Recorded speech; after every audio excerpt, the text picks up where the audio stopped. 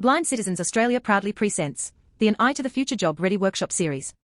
A positive mindset towards assistive technology in the workplace. Hosted by Blind Citizens Australia with special guests Rojdip Reddy, Peter Cracknell, Manager of Vision and Blindness Technologies, Quantum ILV, and Robert Ryteri, Employment Consultant, Vision Australia. Okay, so as always with our live events, we will begin with our acknowledgement to country. So I acknowledge the traditional custodians of the various lands that we are all coming from today for this physically dispersed workshop. I am coming to you from the Gadigal lands of the Eora Nation, and I pay my respects to their elders past, present, and emerging, and to all Aboriginal and Torres Strait Islander of people of Australia. As we gather for this physically dispersed event, let us just take a moment here now to reflect upon the meaning of place, and in doing so, recognize the various traditional lands on which we gather today. Okay, so as Maddie mentioned earlier, my name is Claire Dorling, and I'm a project officer with Eye to the Future. With us today, we have my colleague Maddie, who is also a project officer with Eye to the Future, and we have three guest speakers for today's workshop. We have Raj, Peter, and Robert, who we will introduce shortly. So An Eye to the Future is an initiative from Blind Citizens Australia, funded through the Department of Social Services, that recognises the career potential of people who are blind or vision impaired. We support job seekers with job readiness. So this includes things like the job search, resume, cover letter preparation, interview preparation, and we can also offer one-to-one discussions about the topic we are covering today. We also work closely with employers, and we do this through providing education and awareness workshops and tailored training sessions to support employers to create accessible and inclusive workplace cultures and practices. This includes helping employers to think differently about their recruitment and employment processes, and providing advice and guidance on hiring someone who is blind or vision impaired in their workplace. Once a person who is blind or vision impaired has employment, we can continue our support for both the employer and the employee as they settle into the workplace. So in our last workshop, we discussed the topic of a positive mindset towards the job search. Today, we're going to explore assistive technology and how you can approach existing and emerging assistive technology to set yourself up for success in the workplace. Okay, so at this point, I am going to hand over to Maddie to introduce our first guest speaker. Over to you, Maddie. Thank you, Claire. So for our first session today, we're going to be hearing from Raj. And in our last workshop, we did hear from Raj, who shared some insights into a positive mindset towards the job search. And today he'll continue the discussion, sharing his positive approach to assistive technology after acquiring vision loss, relearning technology using audio functions, and eventually re-entering the workforce. So far, working with a large sporting organisation in Australia, an international beverage company, and most recently securing a role with a government organisation. So welcome, Raj. Thank you, Maddie, and also thank you to Claire and everyone else from the Eye to the Future project for organising the event. Yeah, we'd just like to welcome everyone, and also thank you for inviting me to speak today. So just to begin my journey, I lost my vision. Oh, Raj, we seem to have lost your audio. You've gone on to mute.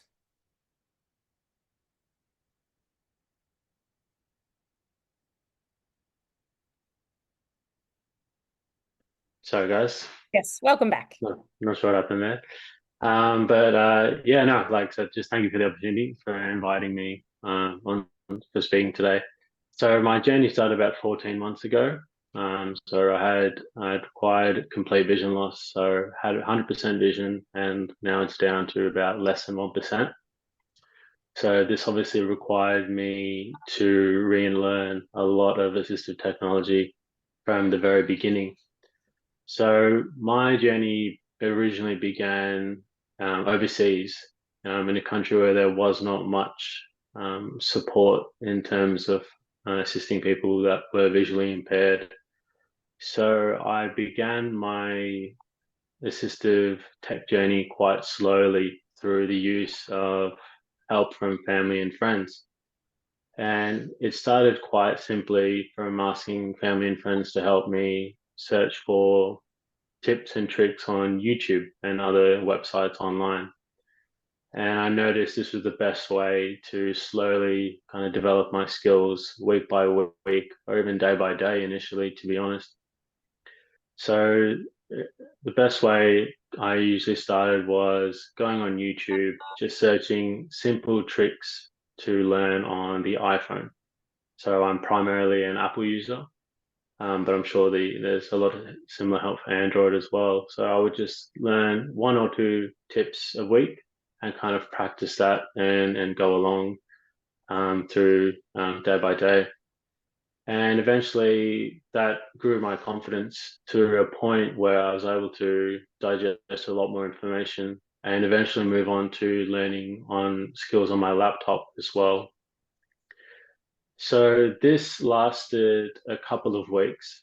And the main reason for me wanting to learn a lot of these things on my own and wanting to have a positive mindset towards learning assistive tech was for, I'm sure, reasons that we can all agree with, is interacting with our family and friends, staying connected with the news and the world around us, and wanting to digest information that I was digesting before my vision loss. So that was the biggest motivating factor for the positive mindset.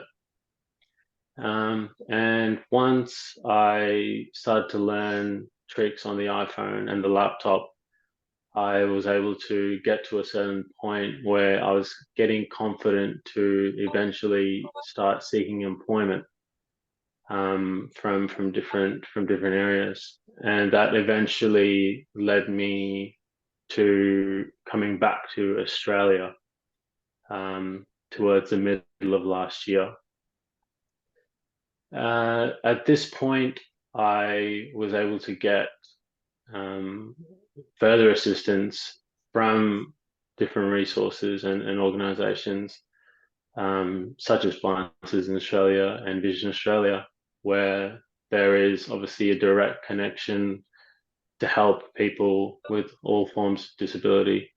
So, which I'm obviously, and we're all very grateful for. So, using those resources, I was able to even further my skills and really focus on what was important in terms of employment and the assistive tech that a lot of employers use for this day and age. So going back to when I was overseas, the reason for my positive mindset was purely for personal reasons and wanting to be social and wanting to stay connected with the people around me. And once I came to Australia, the positive mindset shifted towards obviously seeking employment and getting back into that community, because we do live in the tech age. It goes without saying that most jobs obviously require a certain amount of technological skills, and that was a main motivating factor behind me wanting to learn even more. So using the resources and the organizations, I was able to further kind of learn my skills, and eventually that gained employment with, as Maddie said, with a large sporting organization here in Australia. And that was, once again, it started off with a new challenge, and there were constant challenges throughout my journey, and there's always going to be challenges every day. I mean, just right now, I accidentally muted myself. So things like that are always going to happen, but I've noticed that it's really important to stay positive, and there is a lot of satisfaction in continuing to get better at assistive tech. So once I started working for my first job at the large sports organization, I was able to kind of use the skills I already had, and was able to start feeling a lot more confident and a lot more kind of passionate about what I was doing. So I did that for a few months and learned a lot, and eventually switched to, as once again, Maddie mentioned, a international beverage company. And once again, challenges came with that. As you switch to an international company, there are new softwares that you have to learn. And as I said, a new challenge arose, and I had to learn a lot of skills there again. Took a little bit of time, but with a lot of help around me, and keeping that positive mindset, I was able to persevere and eventually find a way and thrive in that role. And that took me to the end of last year, where I was getting a lot of coaching, obviously through the help from the NDIS and their capacity building budget. And I was then eventually having the confidence to just kind of fiddle around, job search websites myself. And I particularly went on Ethical Jobs, which was a great recommendation from Maddie and BCA.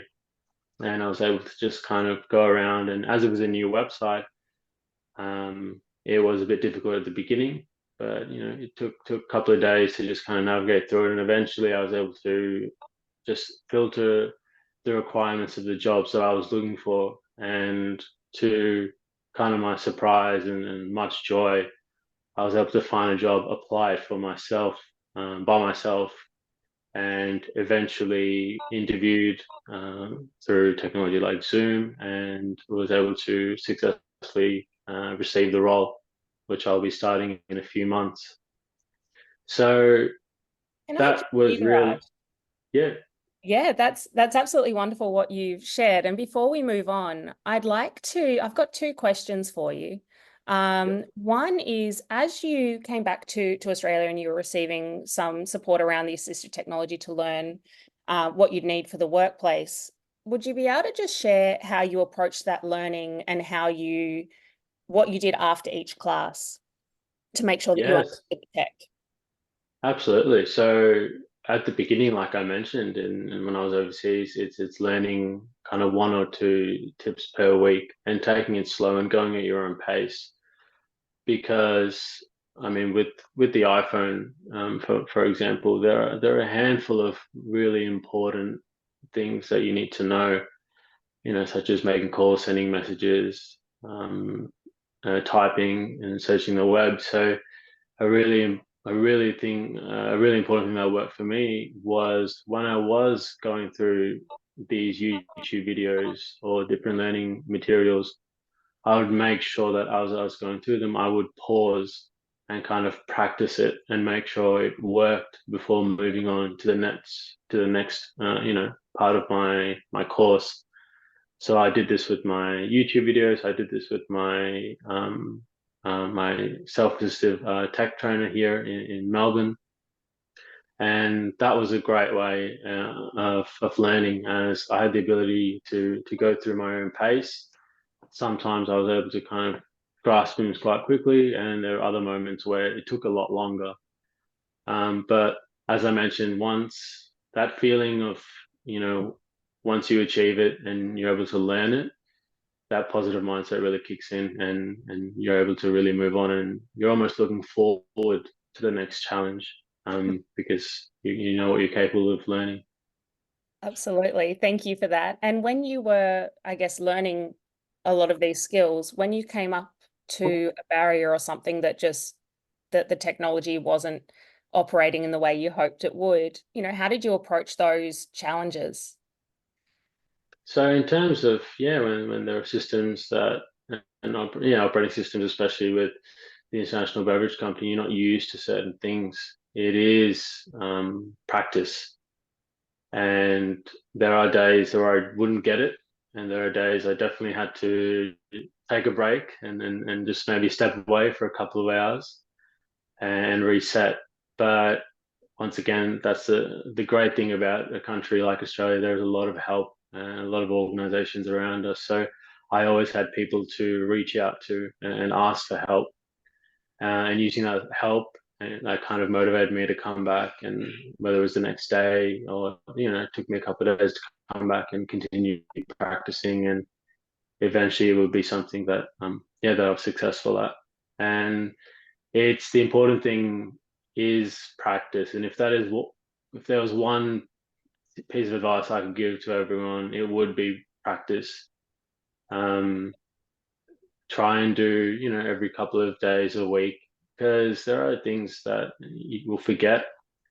But as long as you keep that going, keep that practice happening, it's like anything really. It is a perishable skill, so you want to make sure that you keep that practice going, and eventually you'll get there. Fantastic. Great advice. Thank you. And we sort of got up to the part of your journey where you just secured a role that you're going to be moving into in a couple of months. Would you like to continue with what's for you in the future? Yeah, so as I just applied for the job and got the role myself, that was a huge turning point for me. I think that's when I hit that point of okay, now I've got the confidence to start following my passions and wanting to do things that I want to do before I lost my vision. So further education was always something I was looking to do. So from the confidence that I got from applying for the new job by myself, I was actually able to go on my my old university on their website and look to re-enroll apply for a new course. And once again, new challenge arose, and my uni's online portal was quite difficult. So I contacted my uni, told them about my situation, and they were very supportive. Most unis have disability liaison officers, and they're able to guide you through the different portals and provide you with, new softwares that help you with your learning materials. So for the future would be, hoping to continue to study a little bit more and starting my new role, which would, I mean, honestly, 14, 15 months ago, obviously it's very daunting at the beginning. It is, and it can be, a little bit scary. But like I said, there is a lot of help around us, and it's really important to understand that and ask for help. And as long as you guys keep practicing and like I said, I can't stress that word enough, keep practicing, you'll be able to achieve most everything you can with the amazing kind of assistive technology that exists in this day and age. Fantastic. Thank you so much, Raj, and that important message of practicing and keep trying even when it gets a little bit frustrating. Maybe take a break, like you said, and then revisit it. Don't say I can't do it. Try again. You've got support around you. So thank you so much for sharing your journey and how you've approached assistive technology so far. And when we're talking about assistive technology, there's no one size fits all, and people with vision impairment or blindness are individuals with individual preferences and needs. And so there's many different types of assistive technology options available on the market today that can be used for providing better access and inclusion in the workplace. And it's important to remember that your needs and preferences might change over time. So to lead into that, we're going to go into session 2, where we'll hear from Claire, who's going to introduce our guest speakers. Thanks so much, Maddie, and thanks so much, Raj. It was really insightful to hear your journey and to hear the approaches and strategies you use towards your assistive technology and learning new things on your existing assistive technology, as well as keeping an open mind around things that may be emerging too. So thank you very much, Raj. And we will have an opportunity at the end of the workshop to ask questions to Raj and Peter and Robert, who we are going to hear from now. So let's get started with this session 2.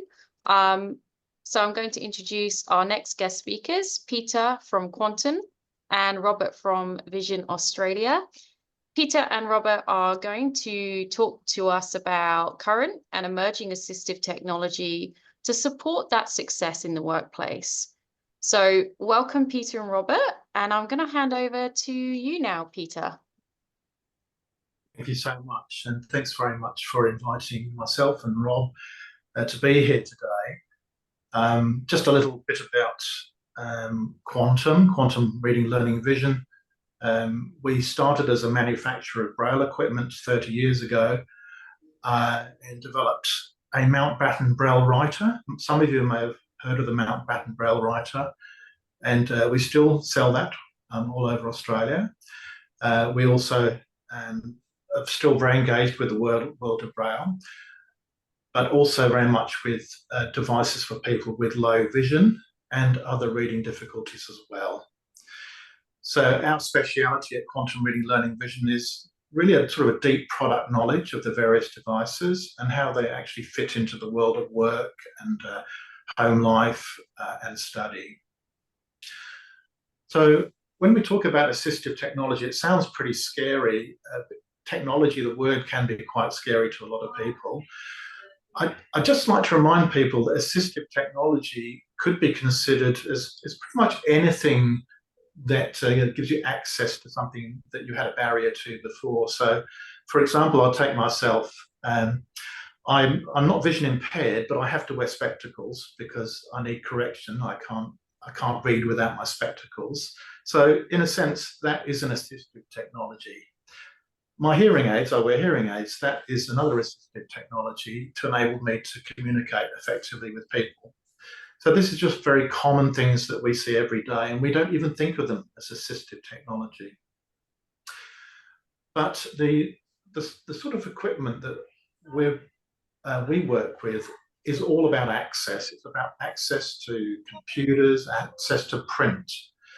So some of the equipment we have is for people with low vision, where we could perhaps magnify paperwork or increase the contrast of the paperwork and various other things to make the reading experience more comfortable. And anybody that's used a magnifying glass, especially a high-powered magnifying glass, will know that that can be quite uncomfortable to hold that up to your eye and read very small amounts at a time.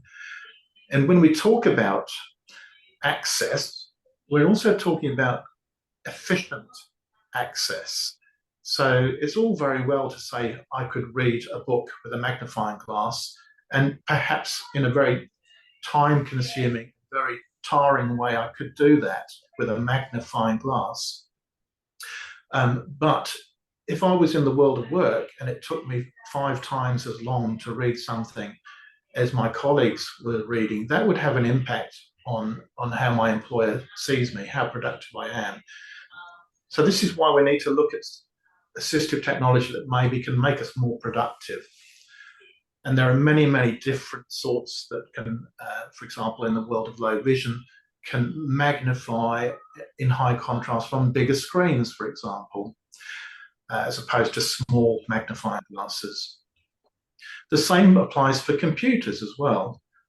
As Raj was saying, so much of what we do in the world of work relates to computers in some shape or form. So we need to be able to access the computers either through speech output, and there's perhaps a program you may have heard of called JAWS, which stands for Job Access with Speech. It's been around for many, many years, that speaks out loud the Windows computer screen.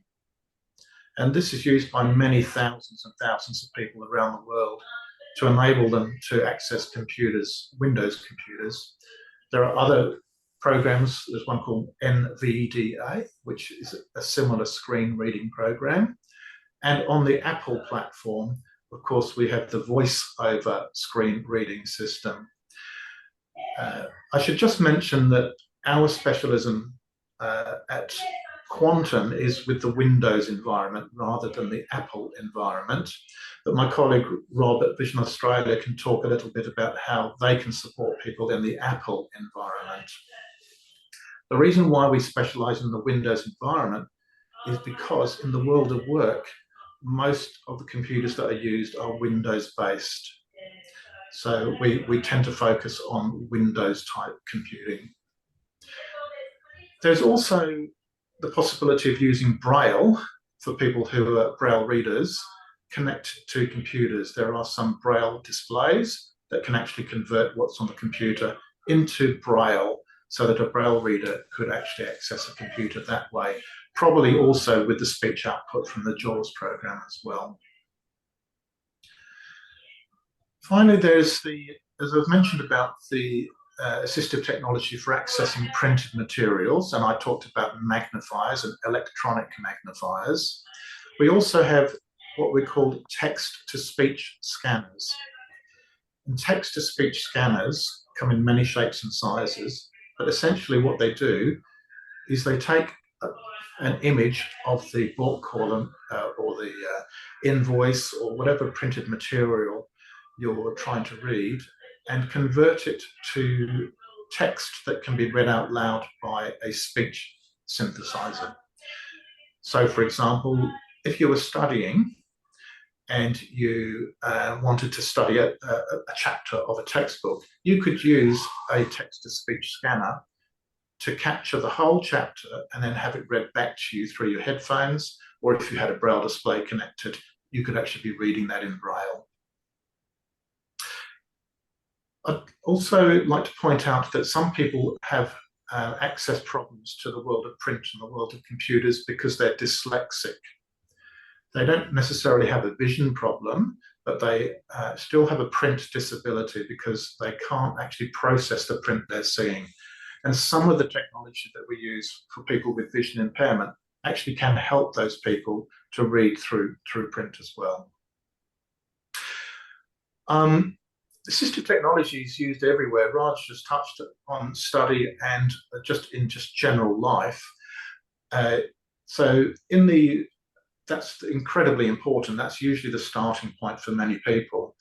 In the world of work, as I mentioned, the Windows environment tends to be quite dominant, and people may need to consider training different skills when they're learning computers, sometimes coming back to computers after vision loss and retraining to be able to use computers with a keyboard rather than the mouse. And also, of course, in the world of study at school and university, the assistive technology is incredibly important, especially where it can deliver independence to the student, where they can independently study without having to have a scribe or a teacher aide always reading materials to them. So there are many options for people to independently study without having to be with a teacher aide or similar all the time. I had intended to show some of the equipment, and I'm very conscious that many of the people in the workshop won't be able to see the screen, so it'll be a little redundant to actually put the camera on some of the equipment. But I think for those of us who can see, it may be helpful just for me to do a very quick review of just some of the devices that I'm talking about. So excuse me while I move the camera. So I'm moving the camera from my face, and I'm now just going to aim it at a piece of equipment across the room. And what I'm showing the camera on is a 24-inch monitor that is suspended above a sliding platform with some paperwork on it. The idea is that any paperwork placed under the monitor can be magnified up to 75 times, and the color can be changed as well. So I'm actually now twisting a control on the device and magnifying the print that's on the screen to about, in this case, about 30 times magnification. I can increase the contrast by pressing a button, or even reversing the contrast so that the background becomes very dark. And many people with vision impairment are particularly sensitive to glare, and they need to reduce the amount of brightness. And we can do this with changing the contrast on these electronic magnifiers. This particular electronic magnifier can also be your computer screen. So you could imagine in the workplace, you could have one device that displayed both your magnified paperwork and your computer image as well. On that computer image, you could use software to magnify. There's software called Zoom Text, which can zoom the screen up and down. You can have it spoken out loud. So, for example, an email could be read out loud. And you could have a Braille display connected so that you could be reading that in Braille. And I'm just going to quickly show you a Braille display for those of you that are able to see the screen.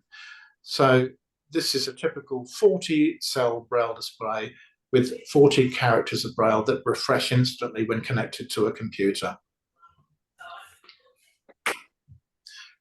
The magnifiers don't have to be 24-inch. They can be much smaller. I'm just going to rotate the camera around.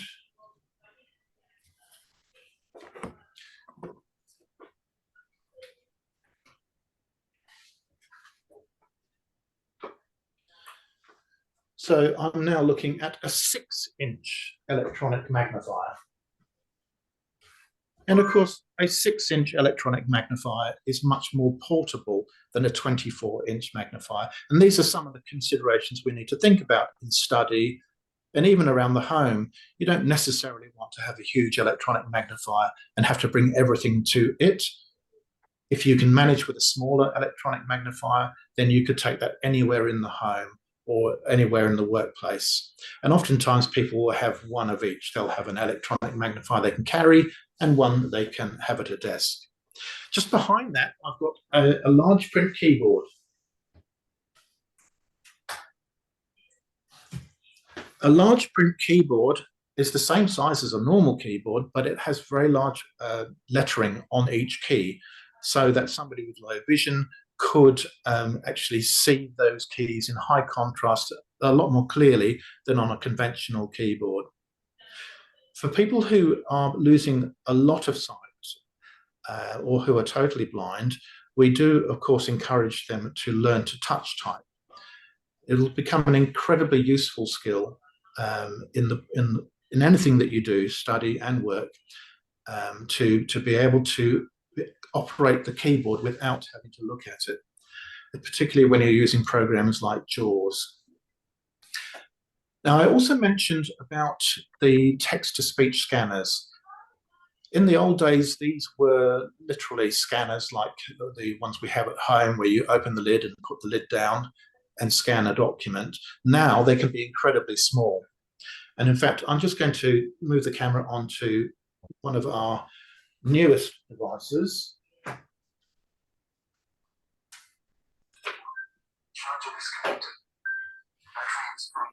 And this device is the size of a marker pen, so it's really not very big. I'm holding it in my hand, and it's about the size of a marker pen. And it only has 4 buttons. You can hold it and aim it at a document and press a button, and it will instantly read back for you. I'm just going to try this now. I'll bring it towards my screen, and I'll turn the camera back to myself.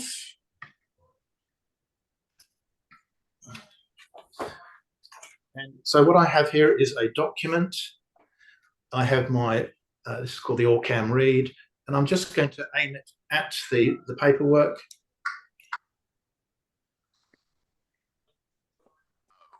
Who is it for? Where is it used? Skill level required. Over 140 languages, with translation. People with low vision will be able to zoom in on photographs and diagrams. So what I was doing there was I was capturing the whole document just by aiming the device at it and then bringing the device up to my ear, or have headphones or Bluetooth earbuds, and I can privately, discreetly listen to any printed material anywhere. One of the things that we've all heard of a lot is AI, or artificial intelligence.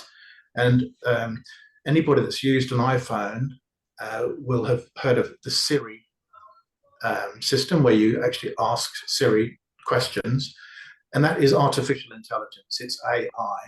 And in the last year especially, AI has really made huge strides in the world of assistive technology, including into devices like the one that I've just talked about, the Allcam, where you can actually ask it Siri-like questions about the document you're trying to read. And if you remember, I talked about productivity. So imagine you're in a workplace and somebody gives you a complex document. You could read through it from top to bottom, try and remember what you heard at the beginning and so on. But with AI, you can actually ask it Siri-like questions like, what's the grand total? Or how many items are you talking about in natural speech? And it will be able to come back with a useful answer very quickly. Or you could just say, what's this document about? And it will tell you in 2 sentences what the document is about. And again, that's an example of huge productivity using artificial intelligence. And I believe that in the next year or so, we'll see some incredible advances for people who are vision impaired using some of this technology. I'm just going to finish on a couple of things. One is about navigation around the world, including the world of work, of course. It is possible to use some of this artificial intelligence compressed into very small devices like the Allcam, but a smaller version. But I can actually, it's about the size of my finger actually, and it can just clip to the side of your sunglasses or your normal glasses, and it's looking forward with at the world with a camera, and you can ask it questions about the world in front of you. So, for example, it can describe what's in front of you. You ask the question, what is in front of me? And in the same way you would ask Siri, that kind of thing. And it will, in your ear, very discreetly, just describe exactly what's in front of you. So you can imagine how incredibly powerful that is when you walk into a meeting and you sit down, and in your ear, you will actually hear that there are 6 people there in front of you. There are 2 cups of water and a jug, and there is a laptop. That sort of information, incredibly powerful, very immediate, and very discreet. So that's just a very broad overview of some of the assistive technology that there is. As I say, it's not one size fits all. Some people will use assistive technology in just one area, and some people will use almost every aspect of it in their lives. So I'm going to actually now introduce Rob Retieri from Vision Australia, my colleague at Vision Australia. So we can talk a little bit about how people can connect to this kind of technology, how they can try it, and the kind of different things that we can do apart from providing technology for people with vision impairment. So Rob, over to you, if that's okay, just to describe your role at Vision Australia and the sorts of ways that we can work together. Yeah, sure. Thank you, Peter. Technology is certainly, it's assistive technology is something that is moving very quickly. So it's interesting to see what the latest gadgets are and what might be useful to people in the workplace. I'm with Vision Australia, as Peter mentioned. I'm with Employment Services. I've been in the role for going on 20 years now, so quite a bit of experience in employment. I myself have a vision impairment. It's fully sighted as a child, but it's a sort of gradual loss over time. So I have experienced being a great user of it, accessibility in the workplace over time. And as my vision changes, my needs changed, and I've used different equipments along the way. So just about assistive technology in the workplace, it was great to hear Raj's talk earlier, very, very inspirational, and the fact that you've done that over 14 months is a real credit. But the important thing is to know your tech, to research what's out there, and see what might be helpful for yourself in the workplace. Now, it is very important while you are in your job seeking phase or looking for work that you know what is out there. So researching, attending workshops like today where Peter is demonstrating different equipment.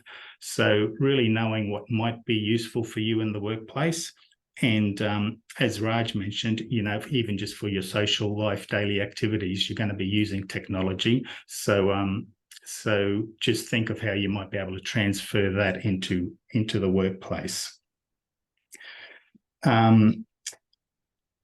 Also, with employment, a lot of employers probably don't have the knowledge of what's out there as far as assistive technology goes. So that's why you as the job seeker or the worker need to be the expert. So I know you've had previous workshops on positive disclosure, and probably at the interview might be a good time to while you're disclosing your disability, that it's not what you can't do, it's what you can do, but more importantly is how you're going to do that. So to have your disclosure script in a manner that you might do things a little bit differently to the mainstream employment, but you can certainly get the work done. We recommend to disclose prior to interview, so there can be adjustments for the employer can make those adjustments for you at the workplace. But if that's not possible and you do disclose during the interview, it's also probably a good strategy to bring something along with you, like a laptop or a little video magnifier, because some employers they might give you a printout of the questions prior to your interview. So if you come along with your laptop and say, "Oh, look, I do have a vision impairment, but if you can read it, if you can email it to me, I can access that electronically," or you might pull out one of those pocket video magnifiers that Peter just demonstrated and say, "Yeah, sure, I can read it with this device." So that shows that you are independent and you are able to do most tasks. Yes, so most employers won't have much knowledge of what's out there. So you, being the expert, would need to sort of educate them on what you would need to be successful in the workplace.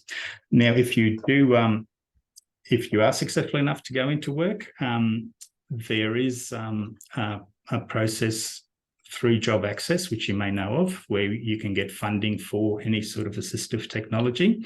So I highly recommend that anyone who goes into a new job who requires assistive technology to go through that process. It's completely funded by the federal government. And what happens is Job Access will allocate a job panel assessor to come to your workplace, assess your role, look at your disabilities, identify what the barriers are, and come up with solutions. Now, you may already have a good knowledge of what you require, so that'll be good information for the assessor to know, but the assessor might be able to provide some input into what might be suitable as well for yourself to do that role. The big thing with assistive technology is the training that comes with it. Raj mentioned, he practiced, and that's the way you get to learn. In mainstream employment, there's not going to be a specialist JAWS trainer or anyone on site. It's yourself who needs to have those skills and those knowledge. It's unfortunate that people with disabilities do require another skill in the workplace. You've still got to have all the skills to do the job that you're employed for, but you also need to know how to operate your tech and troubleshoot problems, because you're probably not going to get that from your employer. But the Job Access process is a great program. It's a way to get any equipment you might need for that role. And if your vision changes or your tasks changes along the way, you can always revisit that, go back to them and get reassessed for more equipment.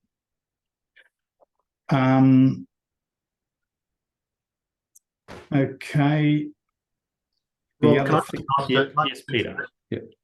Rob, the job access process includes people who are on probation or are applying or considered for a position as well. So that process can kick in well before you're actually employed, can't it? Generally, you do need a job offer, at least, and because there are eligibility requirements around that. It needs to be working at least 8 hours a week, and the employment must be for 13 weeks or more. So job access would have the criteria. Unfortunately, for that pre-employment phase, it's good that NDS can cover those sorts of things, just through your capacity building and consumables, what equipment you might need. So there is funding through NDIS to get that equipment.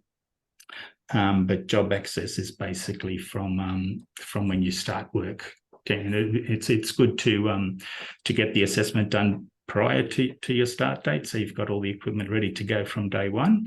And then as once you do start work, if you have 6 weeks, 6 months into the role and something else has come up, you can always go back to job access. The application remains open for 12 months. So if there's any other needs, that can happen. So Rob, if somebody had no keyboard skills, they weren't a touch typist, how could they engage with NDIS so that they could acquire those skills? It would be around capacity building, so probably putting in, and I know we can get a assistive technology assessment done through Vision Australia through your NDIS. They might identify any areas that you need some training in capacity building. So that could be something, that could be a way of getting that support. I know it is, you mentioned, Peter, about mouse over keyboard. Very, very important to, especially if you do have, and Raj can probably add to it too, when you're needing to use the JAWS or screen reading software, it's all driven by the keyboard. So all your navigation as well as printing is done via the keyboard. So myself, being a mouse user, I found that very hard. I was always very much reliant on my vision and quickly picked up the mouse to click or get somewhere. But once you start requiring certain levels of magnification, it does become much more productive to just know the keystrokes.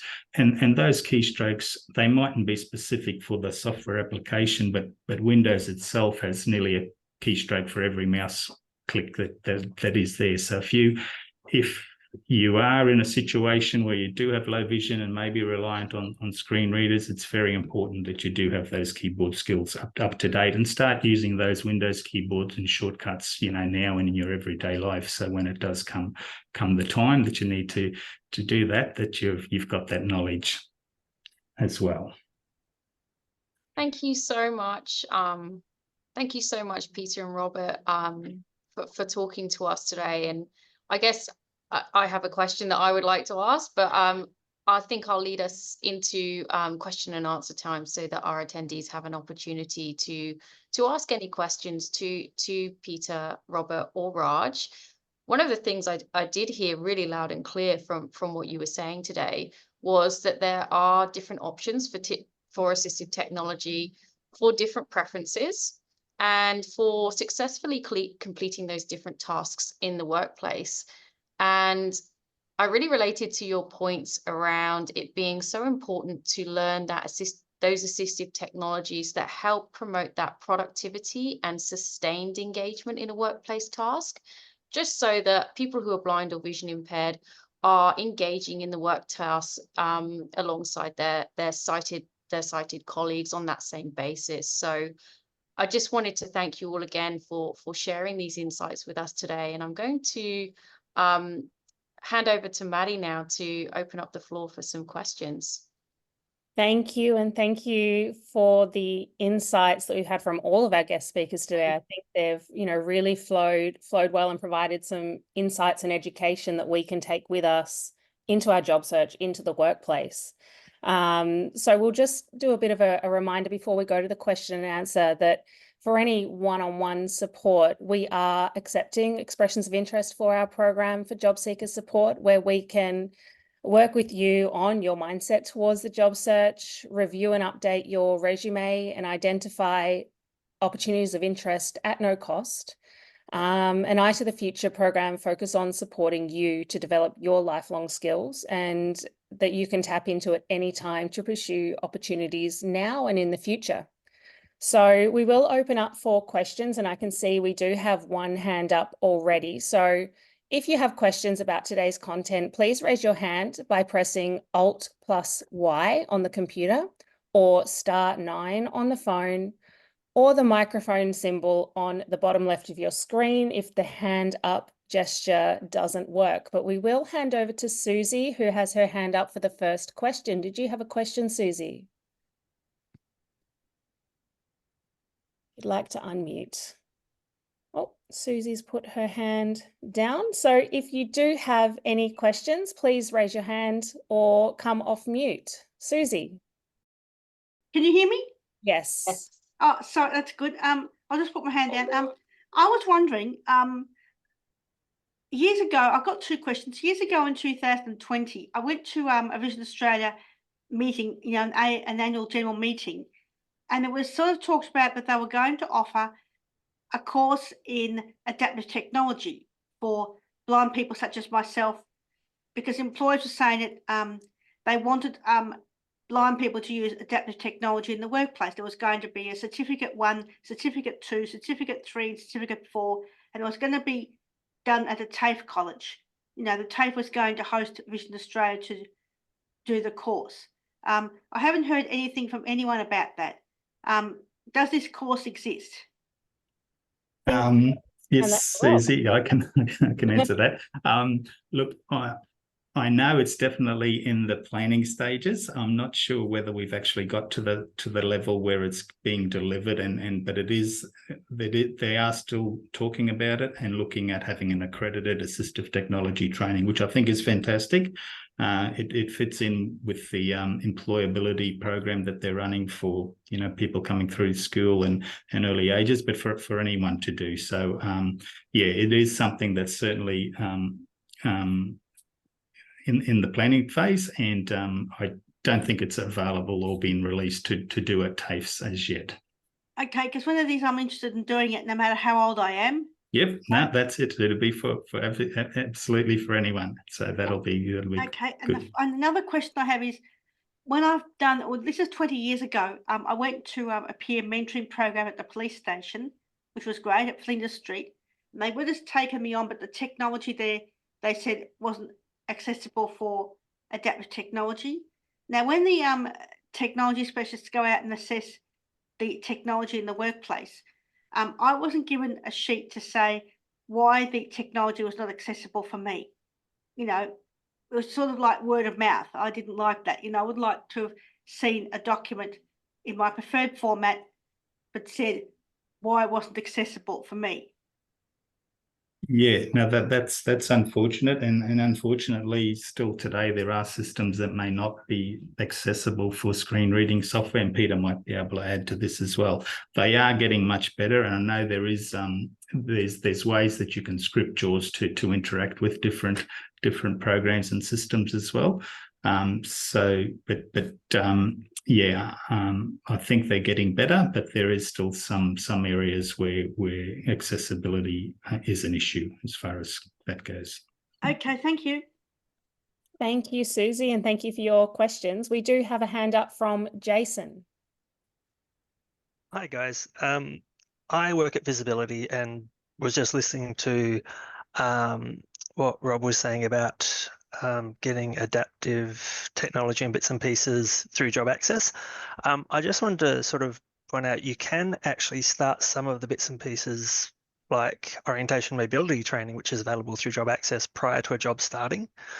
So you don't necessarily need to wait for the job to start if you have a signed contract. As you say, you can do the assessment in advance, but some of the training and bits and pieces you can actually start to implement if you have the time to do it before the position actually starts. So we had a young man going into a government department, and we spent a month doing O&M training, orientation mobility, so he could navigate independently around the workplace before he actually started the employment placement. So don't feel restricted by a start date. As long as you've got an employer willing to sign off, you've got guaranteed employment. Job access can be flexible about timing of specific training to get you on the ground and skilled up. Thank you for that input, Jason, and that's really, really helpful to know in addition to what we've already learnt today. Did we have any other questions from the audience today? If you'd like to raise your hand or pop yourself off mute to ask a question of Peter, Robert or Raj, or ourselves at Eye to the Future. If there isn't a question, Maddie, I just wanted to pose one myself, if that's okay. Brilliant. I was just wondering, Peter and Robert, obviously here we're talking about having that positive mindset towards assistive technology, and we're encouraging our attendees to explore their current assistive technology. I was just wondering if there was an option where people who are blind or vision impaired could come and explore other assistive technology that they might not have in the home as yet, or they would just like to find out a little bit more what's out there and have that opportunity and time to kind of explore whether that might be an option for them. Yes. Yes. So, Rob, I'll just kick off the quantum point of view if you want to take the Vision Australia point of view. But yes, of course, at Quantum, we do that in a couple of ways. One is we can, if people are close to our site support centres, we have one at Mount Waverley in Melbourne, and we have one here at Wickham Terrace in Brisbane, and one at Thornley in Sydney. People can arrange to come by appointment to look at the technology, chat with some of our consultants. And it's what we call a scoping visit. So it's one where you don't have anything particular in mind, but you want to just be exposed to the technology, and we're very happy to help you with that. If it's going to maybe the next step where you're looking at perhaps trialing or testing with regard to an NDIS application or a job access application, we can actually do that in consultation with your occupational therapist or whichever agency is helping you do the assessment. We may need to charge NDIS or job access for our time or for the loan or trial equipment and so on. If it's not convenient to come to our site support centres, we can also travel to people.